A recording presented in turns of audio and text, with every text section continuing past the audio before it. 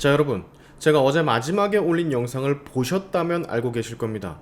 국무총리 후보 김민석이 재산을 2억 신고해 놓고 아들 학비로만 1년에 1억을 넘게 쓰고 있다라는 사실.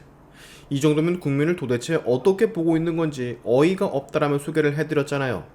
자, 그리고 오늘 그것에 대한 연장선으로 그의 재산 신고 내용과 빚 상환 과정을 여러분께 소개를 할 텐데, 제가 아무리 봐도 보면 볼수록 도무지 납득이 가지 않은 대목들이 너무 많거든요.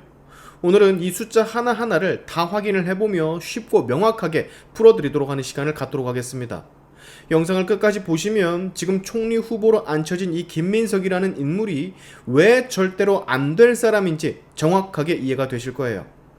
자, 우선 김민석 후보자 2020년 국회의원 복귀 당시 순 자산이 마이너스 5억 8천만 원이었습니다. 쉽게 말해 빚이 자산보다 5억 8천만 원 많았다라는 뜻이죠.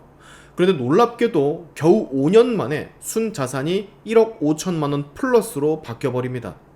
자산이 6억 6천만 원에서 8억 7천 증가, 채무는 12억 4천만 원에서 7억 1천만 원으로 감소, 순 자산은 무려 7억 3천만 원 증가.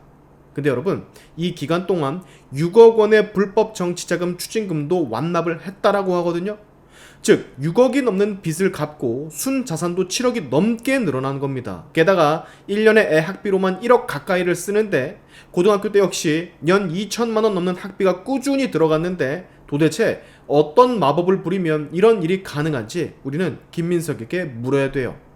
김민석이 5년간 벌어들인 공식 소득은 대부분 국회의원 세비입니다. 연 1억 원 내외, 5년간 5억 원 수준. 그런데 6억 원이 넘는 추징금을 내고 아들 학비로 연 9천만 원을 쓰고 미국 유학 보내고 가족 생활비 쓰고, 그런데도 오히려 재산이 급격하게 증가를 했다? 완전히 앞뒤가 맞지를 않죠. 그렇다면 국민들은 의문을 품습니다. 숨겨진 수입이 혹시 있나? 아니면 누군가가 추징금을 대신 내준 건가? 혹은 재산 신고를 누락했나? 당연히 이런 의문을 품을 수밖에 없는 구조죠. 이거는 그냥 대출받아서 갚았다라는 김민석의 해명으로 넘어갈 문제가 저는 아니라고 생각을 합니다. 대출이면 어디서 어떤 조건으로 받았고 상환 능력은 어떻게 책정이 되는지 국민은 알아야 된다고 봐요. 자, 근데 여기서 여러분이 주목하셔야 될 게 또 하나 있습니다. 김민석 후보자가 잠깐 운영했던 아이공유 프로노보 코리아라는 비영리 사단 법인이 바로 그것인데, 이 법인에서 어떻게 돈이 들어오고 나갔는지, 그 돈이 본인 재산과 어떤 관련이 있었는지에 대한 내용은 공식 재산 신고 내역에 전혀 포함되어 있지 않다라는 사실. 투명하게 공개가 된 자료가 지금 없다라고 해요. 거기서 무슨 일이 있었는지 공개를 안 하고 있다라는 겁니다. 거기서도 돈의 흐름이 있었을 텐데 그걸 설명을 안 하고 있다고. 그렇다면 국민들은 또다시 여기서 물음표를 던지겠죠. 안 그래도 가뜩이나 제출된 자료와 상황을 보면 상식적으로 납득이 안 가는데, 저건 또 비밀이라고 하니, 자료 공개가 안 된다라고 하니 의심을 할 수밖에 없겠다. 아, 저기 뭔가가 있구나라고. 자, 여러분, 그래도 제일 황당한 건 이거죠. 재산 2억 원 신고를 해놓고 아들은 미국 대학에 보냈는데 1년에 9천만 원 학비, 생활비까지 합치면 1억 1,500만 원이 넘는다라는 거.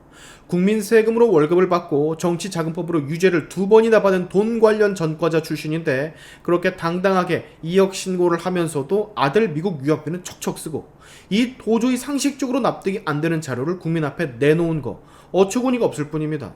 재산은 적게 신고하고 아들 유학비는 펑펑 쓰고 나랏돈 세비로 꼬박꼬박 챙기고 국민들은 생활비 아끼느라 허리가 휘어가는데, 이 사람은 도저히 설명되지 않은 자료들을 가지고 와서 국민들을 농락하고 있으니 도대체 얼마나 국민을 개돼지로 알면 이런 자료들을 뻔뻔하게 제출할 수가 있는지 분노가 치밀지 않을 수 없어요.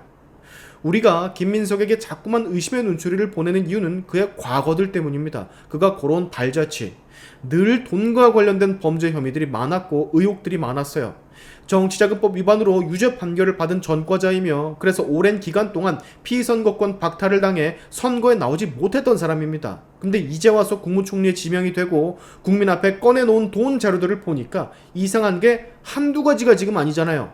설명 자체가 안 되는 것들이 즐비하잖아. 그러면 국민들은 당연히 의심을 하게 되는 겁니다. 왜? 걸레는 빨아도 걸레니까요. 걸레를 빤다라고 해서 절대로 수건으로 쓸 수가 없으니까.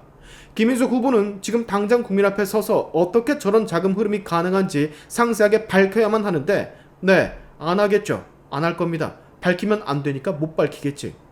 여러분, 이런 사람이 총리가 되는 거 정말 괜찮습니까? 자, 오늘 영상의 핵심은 단순합니다. 국민들은 바보가 아니라는 거. 김민석, 이렇게 앞뒤가 맞지 않는 재산 신고와 불투명한 자금 흐름을 제출해놓고 그냥 빠져나갈 생각은 버려야 됩니다. 총리라는 자리는 국민의 신뢰를 한 몸으로 받는 자리지 국민을 속이는 자리가 아니에요.